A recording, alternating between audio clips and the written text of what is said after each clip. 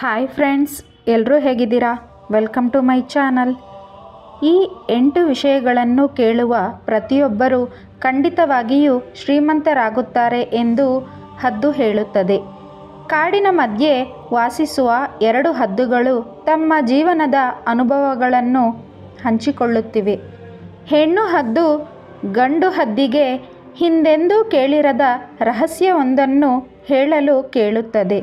ಶ್ರೀಮಂತ ತಂಗಿ ಮತ್ತು ಬಡವನಾದ ಅಣ್ಣನ ಕಥೆಯನ್ನು ಹೇಳುತ್ತೇನೆ. ಈ ಕಥೆಯನ್ನು ಪೂರ್ತಿಯಾಗಿ ಕೇಳಬೇಕು ಎಂದು ಗಂಡು ಹದ್ದು ಹೆಣ್ಣು ಹದ್ದಿಗೆ ಹೇಳುತ್ತದೆ. ಒಂದಾನೊಂದ ಕಾಲದಲ್ಲಿ ಹಸಿರು ಹೊಲಗಳ ನಡುವೆ ರಾಮಪ್ಪ ಎಂಬ ವೃದ್ಧ ರೈತನೊಬ್ಬ ವಾಸಿಸುತ್ತಿದ್ದನು. ಆತನಿಗೆ 2 ಮಕ್ಕಳು, ಮಂಜುಳಾ ಎಂಬ ಮಗಳು ಮತ್ತು ಕೃಷ್ಣ ಎಂಬ ಮಗ. ಮಂಜುಳಾ ಪ್ರಾಯಕ್ಕೆ ಬಂದಾಗ ರಾಮಪ್ಪನು ಆಕೆಗೆ ಸೂಕ್ತ ವರನನ್ನು ಹುಡುಕಲು ಪ್ರಾರಂಭಿಸಿದನು. ರಾಮಪ್ಪನಿಗೆ ತನ್ನ ಮಗಳನ್ನು ಒಬ್ಬ ಶ್ರೀಮಂತ ವ್ಯಕ್ತಿಗೆ ಕೊಟ್ಟು ಮದುವೆ ಮಾಡಬೇಕೆಂಬ ಆಸೆ ಇತ್ತು. ಆ ಸಮಯದಲ್ಲಿ ಪಕ್ಕದ ಊರಿನಲ್ಲಿ ವಾಸಿಸುತ್ತಿದ್ದ ಶ್ರೀಮಂತ ಜಮೀನ್ದಾರ ತಿಮ್ಮಪ್ಪನ ಬಗ್ಗೆ ರಾಮಪ್ಪನಿಗೆ ತಿಳಿಯಿತು. ತಿಮ್ಮಪ್ಪನಿಗೆ ಅಪಾರವಾದ ಆಸ್ತಿ ಇತ್ತು. ಹಾಗೆಯೇ ಆತ ಒಳ್ಳೆಯ ಗುಣವುಳ್ಳವನಾಗಿದ್ದನು. ರಾಮಪ್ಪನಿಗೆ ತಿಮ್ಮಪ್ಪನ ಬಗ್ಗೆ ವಿಚಾರಿಸಿದಾಗ ಆತ ಮಂಜುಳಾಗೆ ಸೂಕ್ತ ವರನೆಂದು ತಿಳಿದು ಬಂತು. ರಾಮಪ್ಪನು ತಿಮ್ಮಪ್ಪನ ಮನೆಗೆ ಹೋಗಿ ತನ್ನ ಮಗಳನ್ನು ಮದುವೆಯಾಗುವಂತೆ ಕೇಳಿದನು. ತಿಮ್ಮಪ್ಪನು ರಾಮಪ್ಪನ ಪ್ರಸ್ತಾಪವನ್ನು ಒಪ್ಪಿಕೊಂಡನು. ರಾಮಪ್ಪನು ಅದ್ದೂರಿಯಾಗಿ ಮದುವೆ ಮಾಡಿ ಆಕೆಯನ್ನು ಅವರ ಮನೆಗೆ ಕಳುಹಿಸಿದನು. ಮಂಜುಳಾ ಶ್ರೀಮಂತ ಗಂಡನ ಮನೆಗೆ ಕಾಲಿಟ್ಟು ಸುಖವಾಗಿ ಜೀವನ ನಡೆಸುತ್ತಿದ್ದಳು. ಕಾಲಚಕ್ರವು ಉರುಳಿದಂತೆ ರಾಮಪ್ಪನ ದೇಹವು ದುರ್ಬಲವಾಯಿತು. ಕಾಯಿಲೆಗಳು ಅವನನ್ನು ಬಾಧಿಸತೊಡಗಿದವು. ಅವನ ಆರೋಗ್ಯವು ದಿನೇ ದಿನೇ ಕುಸಿಯುತ್ತಿತ್ತು. ಕೃಷ್ಣನು ತನ್ನ ತಂದೆಯ ಸೇವೆಗೆ ತನ್ನನ್ನು ಸಂಪೂರ್ಣವಾಗಿ ತೊಡಗಿಸಿಕೊಂಡನು. ರಾಮಪ್ಪನ ಉಪಚಾರಕ್ಕಾಗಿ ಹಗಲಿರುಳೆನ್ನದೆ ಶ್ರಮಿಸಿದನು. ಅವನ ಆರೈಕೆಯಲ್ಲಿ ಯಾವುದೇ ಕೊರತೆಯಾಗದಂತೆ ನೋಡಿಕೊಂಡನು. ರಾಮಪ್ಪನ ಮನಸ್ಸಿನಲ್ಲಿ ಒಂದು ಚಿಂತೆ ಮನೆ ಮಾಡಿತ್ತು. ತನ್ನ ಮಗ ಕೃಷ್ಣನಿಗೆ ಸಂಸಾರವನ್ನು ಕಟ್ಟುವ ಸಮಯ ಬಂದಿದೆ ಎಂದು ಅವನಿಗೆ ಅನಿಸಿತು. ಕೃಷ್ಣನು ವಿವಾಹವಾಗಿ ಸಂತೋಷದ ಜೀವನ ನಡೆಸಬೇಕು ಎಂದು ರಾಮಪ್ಪನು ಬಯಸಿದನು. ತನ್ನ ಮಗನಿಗೆ ಮದುವೆಯಾಗುವಂತೆ ಒತ್ತಾಯಿಸಿದನು. ತಂದೆಯ ಮಾತಿಗೆ ಗೌರವ ನೀಡಿ ಕೃಷ್ಣನು ಸರಳ ಸಮಾರಂಭದಲ್ಲಿ ಲೀಲಾವತಿಯನ್ನು ವಿವಾಹವಾದನು. ಆ ವಿವಾಹವು ಆಡಂಬರವಿಲ್ಲದೆ ಹಿತಮಿತವಾಗಿ ನಡೆಯಿತು. ನೆರೆಹೊರೆಯವರು ಹಾಗೂ ಬಂಧು ಮಿತ್ರರ ಸಮ್ಮುಖದಲ್ಲಿ ಕೃಷ್ಣನು ಲೀಲಾವತಿಯನ್ನು ತನ್ನವಳನ್ನಾಗಿ ಸ್ವೀಕರಿಸಿದನು. ಆ ಕ್ಷಣದಲ್ಲಿ ರಾಮಪ್ಪನ ಮನಸ್ಸು ನೆಮ್ಮದಿಯಿಂದ ತುಂಬಿ ತುಳುಕಿತು. ವಿಧಿಯ ನಿಯಮಗಳು ಬೇರೆಯೇ ಆಗಿದ್ದವು. ಸಂತಸದ ದಿನಗಳು ಕ್ಷಣಿಕವೆನಿಸಿದವು. ಕಲ್ಪನೆಗೂ ಮೀರಿದಂತೆ ರಾಮಪ್ಪನ ದೇಹವು ತೀವ್ರ ಅನಾರೋಗ್ಯಕ್ಕೆ ತುತ್ತಾಯಿತು. ಚಿಕಿತ್ಸೆ ಫಲಕಾರಿಯಾಗದೆ ಆತನು ತನ್ನ ಲೋಕವನ್ನೇ ತ್ಯಜಿಸಿದನು. ತಂದೆಯ ಅಗಲಿಕೆಯ ಆಘಾತದಿಂದ ಕೃಷ್ಣನು ದುಃಖ ಸಾಗರದಲ್ಲಿ ಮುಳುಗಿ ಹೋದನು. ಇಡೀ ಕುಟುಂಬವು ಶೋಕದಲ್ಲಿ ಮುಳುಗಿತು. ರಾಮಪ್ಪನ ಅಂತ್ಯಕ್ರಿಯೆಯ ವಿಧಿವಿಧಾನಗಳನ್ನು ನೆರವೇರಿಸಲು ಹಣದ ತೀವ್ರ ಕೊರತೆ ಉಂಟಾಯಿತು. ಅನಿವಾರ್ಯ ಪರಿಸ್ಥಿತಿಯಲ್ಲಿ ಕೃಷ್ಣನು ತನ್ನ ಪೂರ್ವಜರ ಆಸ್ತಿಯನ್ನು, ಫಲವತ್ತಾದ ಜಮೀನುಗಳನ್ನು ಮಾರಾಟ ಮಾಡುವ ಕಠಿಣ ನಿರ್ಧಾರಕ್ಕೆ ಬರಬೇಕಾಯಿತು. ಹೀಗೆ ಬಂದ ಹಣದಿಂದ ಸಾಲವನ್ನು ತೀರಿಸಿದನು. ಆಸ್ತಿಯನ್ನು ಕಳೆದುಕೊಂಡು ಕೃಷ್ಣನು ಆರ್ಥಿಕ ಸಂಕಷ್ಟಕ್ಕೆ ಸಿಲುಕಿದನು.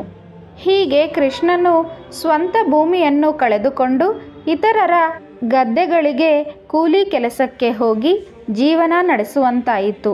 ಹೊಟ್ಟೆಪಾಡಿಗಾಗಿ ಕಷ್ಟಪಟ್ಟು ದುಡಿಯುತ್ತಿದ್ದನು. ಮಂಜುಳಾಗೆ ತನ್ನ ಸೋದರನ ದುಸ್ಥಿತಿ ತಿಳಿದಿದ್ದರೂ ಆಕೆ ಯಾವುದೇ ನೆರವಿನ ಹಸ್ತ ಚಾಚಲಿಲ್ಲ. ಸಹೋದರನ ಸಂಕಷ್ಟಗಳಿಗೆ ಕಣ್ಣು ಮುಚ್ಚಿದ್ದಳು. ದಿನಗಳು ಕಳೆದವು. ಮಂಜುಳಾಳ ಪುತ್ರನ ವಿವಾಹದ ಸಮಯ ಹತ್ತಿರವಾಯಿತು. ಮದುವೆಯನ್ನು ವೈಭವವಾಗಿ ಆಯೋಜಿಸಲು ಸಿದ್ಧತೆಗಳನ್ನು ನಡೆಸಿದಳು. ವಿವಾಹ ಸಮಾರಂಭವು ಅದ್ಧೂರಿಯಿಂದ ಕೂಡಿರಬೇಕೆಂದು ಬಯಸಿದಳು. ಆದರೆ ಬಡತನದಲ್ಲಿರುವ ತನ್ನ ಸಹೋದರನನ್ನು ಆಹ್ವಾನಿಸಲು ಆಕೆ ಮನಸ್ಸು ಮಾಡಲಿಲ್ಲ. ಆತನ ಸ್ಥಿತಿ ತನಗೆ ಮುಜುಗರ ತರಬಹುದೆಂದು ಭಾವಿಸಿದಳು. ಆದರೂ ಕೃಷ್ಣನು ತನ್ನ ಪತ್ನಿಗೆ ತಿಳಿಸಿ ಮದುವೆಗೆ ಹೋಗುವುದಾಗಿ ಹೇಳಿದನು. ಆಹ್ವಾನವಿಲ್ಲದಿದ್ದರೂ ತಂಗಿಯ ಮಗನ ಮದುವೆಗೆ ಹೋಗಲು ನಿರ್ಧರಿಸಿದನು. ತನ್ನ ಸಹೋದರಿಯ ಮನೆಯ ಒಳಕ್ಕೆ ಕಾಲಿಟ್ಟನು. ಆತನನ್ನು ಕಂಡ ಮಂಜುಳಾಳಿಗೆ ಕೋಪದ ಕಟ್ಟೆ ಒಡೆಯಿತು. ಸಿಟ್ಟಿನಿಂದ ಕೆಂಡವಾದಳು. ತನ್ನ ಸಹೋದರನನ್ನು ಅವಮಾನಿಸಿ ಒಂದು ಚಿಕ್ಕ ಕೋಣೆಯಲ್ಲಿ ಕೂರಿಸಿದಳು. ಊಟ ಸಮಯದಲ್ಲಿ ಊಟ ಕಳುಹಿಸುತ್ತೀನಿ ಎಂದು ಹೇಳಿದಳು. ಮದುವೆಯ ಸಮಾರಂಭದಲ್ಲಿ ಬ್ಯುಸಿಯಾದ ಕಾರಣ ಕೃಷ್ಣನ ಬಗ್ಗೆ ಮರೆತು ಹೋದಳು. 3 ದಿನಗಳ ಕಾಲ ಆತನು ಅಲ್ಲಿಯೇ ಇದ್ದನು. ತಿನ್ನಲು ಅನ್ನವಿಲ್ಲದೆ, ಕುಡಿಯಲು ನೀರಿಲ್ಲದೆ ಆಕಸ್ಮಿಕವಾಗಿ ಬಂದ ಸಹೋದರನಿಗೆ ಆಕೆ ಕಠಿಣ ಶಿಕ್ಷೆ ಕೊಟ್ಟಂತಾಯಿತು. ಹೆಂಡತಿ ಮಕ್ಕಳ ಬಗ್ಗೆ ನೆನೆದ ಕೃಷ್ಣ ಬಾಗಿಲು ಬಳಿ ಯಾರೋ ಬರೋದು ಕೇಳಿಸಿಕೊಂಡು ಜೋರಾಗಿ ಬಡಿದನು. ಮಂಜುಳಾ ಅತ್ತೆ ಆ ಕಡೆ ಬಂದು ಬಾಗಿಲು ತೆರೆದರು. ಯಾರು ನಿಮ್ಮನ್ನು ಇಲ್ಲಿ ಬಂಧಿಸಿದರು ಎಂದು ಕೇಳಿದರು. ನಾನು ಇಲ್ಲಿ ವಿಶ್ರಾಂತಿ ತಗೊಳ್ತಿದ್ದೆ, ಯಾರೋ ಗೊತ್ತಿಲ್ಲದೆ ಬಾಗಿಲು ಹಾಕಿದರು ಎಂದು ಹೇಳಿದನು. ಕೃಷ್ಣನು ದುಃಖ ಮತ್ತು ಅವಮಾನದಿಂದ ತಲೆ ತಗ್ಗಿಸಿ ತನ್ನ ಊರಿಗೆ ಹಿಂದಿರುಗಿದನು. ಮನಸ್ಸಿನೊಳಗೆ ಅಪಾರ ನೋವು ತುಂಬಿಕೊಂಡಿದ್ದನು. ಊಟವಿಲ್ಲದೆ ಬಳಲಿದ್ದ ಕೃಷ್ಣ ತಲೆ ಸುತ್ತಿ ನೆಲಕ್ಕೆ ಕುಸಿದು ಬಿದ್ದನು. ಆಗ ವಯಸ್ಸಾದ ಅಜ್ಜಿಯೊಬ್ಬರು ಅವನನ್ನು ಹಿಡಿದುಕೊಂಡರು. ಅವರು ಬೇರ್ಯಾರೂ ಆಗಿರಲಿಲ್ಲ, ಸಾಕ್ಷಾತ್ ಲಕ್ಷ್ಮೀದೇವಿ. ಕೃಷ್ಣನ ಪತ್ನಿ ಲಕ್ಷ್ಮೀದೇವಿಗೆ ಪ್ರತಿನಿತ್ಯ ಪೂಜೆ ಸಲ್ಲಿಸುತ್ತಿದ್ದಳು. ಆದ್ದರಿಂದ ರಕ್ಷಿಸಲು ಆಕೆ ಅವನ ಬಳಿ ಬಂದರು. ಅಜ್ಜಿ, ನೀನು ಏಕೆ ಇಷ್ಟು ಬಳಲಿದ್ದೀಯಾ ಎಂದು ಕೇಳಿದರು. ಕೃಷ್ಣನು ತನ್ನ ಇಡೀ ಜೀವನದ ಕಥೆಯನ್ನು, ತಂಗಿಯ ಕ್ರೂರ ವರ್ತನೆ ಮತ್ತು ಬಡತನದ ಕಷ್ಟಗಳನ್ನು ಆಕೆಗೆ ವಿವರಿಸಿದನು. ಆ ಅಜ್ಜಿ ಅವನ ಕಥೆಯನ್ನು ಕೇಳಿ ದುಃಖಿಸಿದರು. ಕೃಷ್ಣ, ನಿನ್ನ ದುಃಖವನ್ನು ಹೋಗಲಾಡಿಸಲು ಒಂದು ಮಾರ್ಗವಿದೆ. ಸಮೀಪದ ಅರಣ್ಯದಲ್ಲಿ ವಿಶಿಷ್ಟವಾದ ಹಣ್ಣಿನ ಮರವಿದೆ. ಆ ಮರದ ಹಣ್ಣುಗಳನ್ನು ತಂದು ಸ್ವಲ್ಪವನ್ನು ನಿನ್ನ ಮನೆಯಲ್ಲಿ ಇರಿಸಿಕೊ ಎಂದು ಆಕೆ ಸೂಚಿಸಿದರು. ಆ ಅಜ್ಜಿಯ ಮಾರ್ಗದರ್ಶನದಂತೆ ಕೃಷ್ಣನು ಅರಣ್ಯದ ಕಡೆ ಹೆಜ್ಜೆ ಹಾಕಿದನು. ಅಲ್ಲಿ ಆತನು ಹೊಳೆಯುವ ಹಣ್ಣುಗಳಿಂದ ತುಂಬಿದ ಮರವನ್ನು ಕಂಡನು. ಆಶ್ಚರ್ಯದಿಂದ ಆ ಹಣ್ಣುಗಳನ್ನು ನೋಡಿದನು. ಕೆಲವು ಹಣ್ಣುಗಳನ್ನು ಸಂಗ್ರಹಿಸಿ ಮನೆಗೆ ಹೋಗುವಾಗ ಅಜ್ಜಿಗೆ ನಮಸ್ಕಾರ ಮಾಡಿದನು. ಆಗ ಅಜ್ಜಿ ಕೃಷ್ಣನಿಗೆ 8 ವಿಷಯಗಳು ಹೇಳಿದರು. ಅವುಗಳನ್ನು ಕೇಳಿಸಿಕೊಂಡ ನಂತರ ಮನೆಗೆ ಹೊರಟನು. ಆಶ್ಚರ್ಯಕರ ಸಂಗತಿಯೆಂದರೆ ಆ ಹಣ್ಣುಗಳು ತಟ್ಟನೆ ಚಿನ್ನದ ನಾಣ್ಯಗಳಾಗಿ ಪರಿವರ್ತನೆಯಾದವು. ಕೃಷ್ಣ ಮತ್ತು ಅವನ ಪತ್ನಿ ಆನಂದದಿಂದ ನರ್ತಿಸಿದರು. ಅವರ ಬಡತನವು ಕ್ಷಣಾರ್ಧದಲ್ಲಿ ಮಾಯವಾಯಿತು. ಊರಿನಲ್ಲಿ ಅವರು ಶ್ರೀಮಂತರಾದರು. ಅವರ ಸಣ್ಣ ಗುಡಿಸಲು ಚಿನ್ನದ ನಾಣ್ಯಗಳಿಂದ ತುಂಬಿ ಒಂದು ಸುಂದರವಾದ ನಿವಾಸವಾಗಿ ರೂಪಾಂತರಗೊಂಡಿತು. ಇದರಿಂದ ಕೃಷ್ಣ ಮನಸ್ಸಿನಲ್ಲಿ ದೇವರಿಗೆ ನಮಸ್ಕಾರ ಹೇಳಿಕೊಂಡನು. ಕೃಷ್ಣ ತನ್ನ ಹೊಸ ಸಂಪತ್ತಿನಿಂದ ಸಂತೋಷಗೊಂಡನು. ಆದರೆ ಆತನ ಮನಸ್ಸಿನಲ್ಲಿ ಒಂದು ಕೊರಗು ಉಳಿದಿತ್ತು.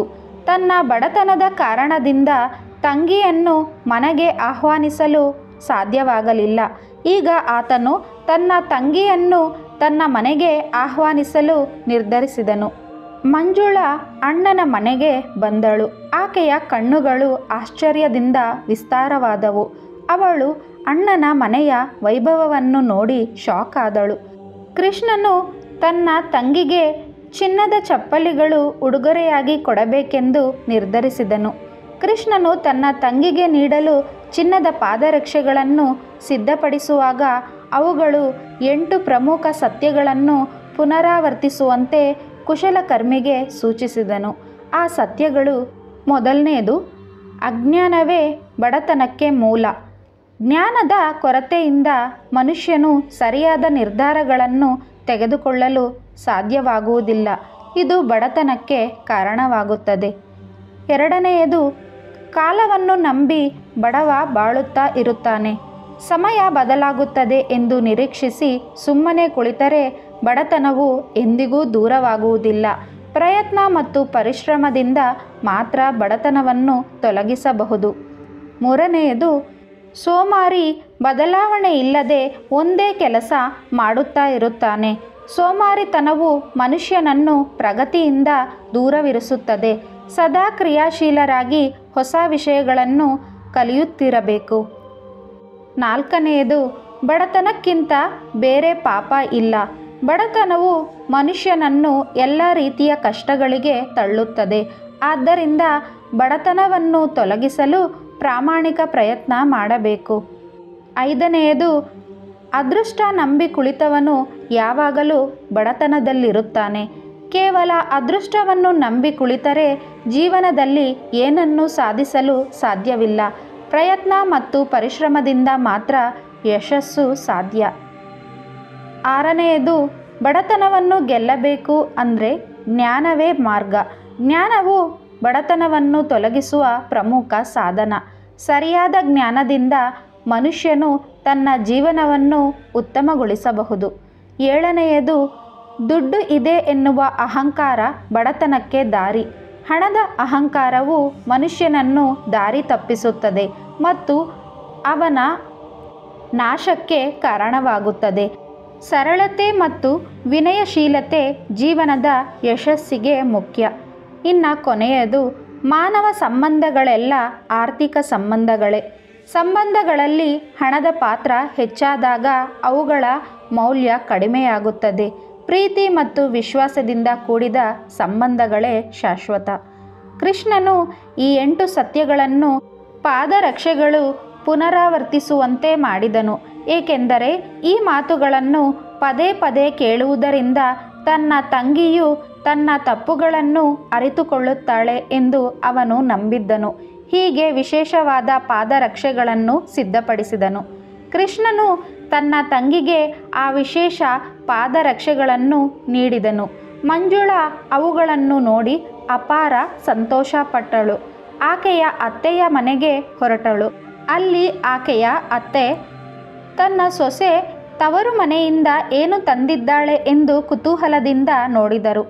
ಎಲ್ಲರ ಎದುರು ಮಂಜುಳಾ ತನ್ನ ಅಣ್ಣ ಕೊಟ್ಟ ಪಾದರಕ್ಷೆಗಳನ್ನು ಧರಿಸಿದಳು. ಆದರೆ ಅದಕ್ಕೂ ಮೊದಲು ಕೃಷ್ಣ ಹೇಳಿದ್ದ ಮಾತುಗಳು ಪಾದರಕ್ಷೆಯಿಂದ ಹೊರಬರಲು ಪ್ರಾರಂಭಿಸಿದವು. ಮಾನವ ಸಂಬಂಧಗಳೆಲ್ಲ ಆರ್ಥಿಕ ಸಂಬಂಧಗಳೇ ಎಂಬ ಪದಗಳು ಕೇಳುತ್ತಿದ್ದಂತೆ ಮಂಜುಳಾ ನಾಚಿಕೆಯಿಂದ ತಲೆ ತಗ್ಗಿಸಿದಳು. ಆ ಮಾತುಗಳನ್ನು ಕೇಳಿ ಜೋರಾಗಿ ಅಳಲು ಪ್ರಾರಂಭಿಸಿದಳು. ಮಂಜುಳಾಳನ್ನು ನೋಡಿ ಏಕೆ ಅಳುತ್ತಿದ್ದೀಯಾ ಎಂದು ಅಲ್ಲಿರುವವರೆಲ್ಲ ಕೇಳಿದರು. ಆಗ ಮಂಜುಳಾ ತಾನು ತನ್ನ ಅಣ್ಣನನ್ನು ಅವಮಾನಿಸಿದ ರೀತಿಯನ್ನು ಎಲ್ಲರಿಗೂ ತಿಳಿಸಿದಳು. ಇನ್ನು ಮುಂದೆ ದುಡ್ಡಿದೆ ಎನ್ನುವ ಅಹಂಕಾರವನ್ನು ತೋರಿಸಬೇಡ ಎಂದು ಅವರ ಅತ್ತೆ ಮಂಜುಳಾಗೆ ಹೇಳಿದರು.